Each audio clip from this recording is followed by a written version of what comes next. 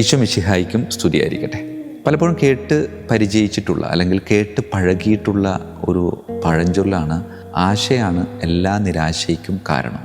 ശരിയാണ്, ആശയാണ് സ്വാഭാവികമായിട്ട് നമ്മുടെ ജീവിതത്തിൽ നിരാശ ഉണ്ടാകാനുള്ള കാരണം. പക്ഷേ ആശയല്ലേ നമ്മുടെ ജീവിതത്തെ പിടിച്ചു നിർത്തുന്ന സുന്ദരമായിട്ടുള്ള ഒരു വികാരം.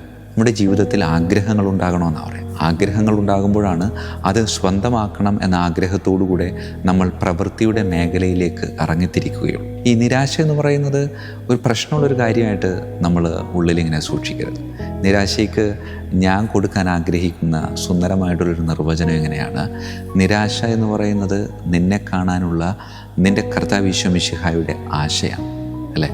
നിരാശ എന്ന് പറയുന്നത് നിന്നെ കാണാനുള്ള നിൻ്റെ കർത്താവ് ഈശോ മിശിഹായുടെ ആശയാണ്.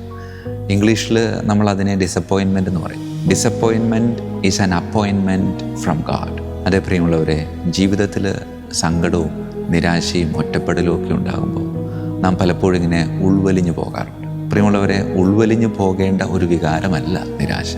മറിച്ച് കർത്താവ് നിനക്ക് തന്നിരിക്കുന്ന ഒരു സന്ദേശമാണ്.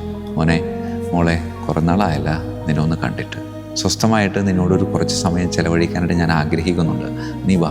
അങ്ങനെ സ്വസ്ഥതയിൽ കർത്താവിൻ്റെ ഒപ്പം ചെലവഴിക്കാൻ കർത്താവ് നൽകുന്ന ഒരു അവസരമാണ് നിൻ്റെ ജീവിതത്തിലെ ഡിസപ്പോയിൻമെൻറ്റ് അല്ലെങ്കിൽ നിരാശ എന്ന് കാണാനായിട്ട് സാധിച്ചാൽ എന്തൊരു സന്തോഷത്തോടു കൂടെ നമുക്ക് അതിനെ ദൂരീകരിക്കാനായിട്ട് സാധിക്കും. അതുകൊണ്ട് പ്രിയമുള്ളവരെ, കർത്താവിന് നിന്നെ കാണാനുള്ള ആശ അത് നിറവേറ്റി കൊടുക്കേണ്ടത് നമ്മുടെ ഓരോരുത്തരുടെയും കടമയാണ്.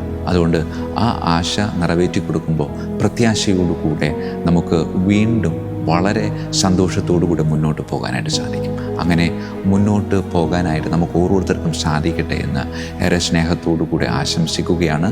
നല്ലൊരു കാത്തിരിപ്പിൻ്റെ കാലം ഏറെ സ്നേഹത്തോടുകൂടെ നിങ്ങൾക്ക് നേരുന്നു. ഈശോ മിശിഹായ്ക്കും സ്തുതിയായിരിക്കട്ടെ.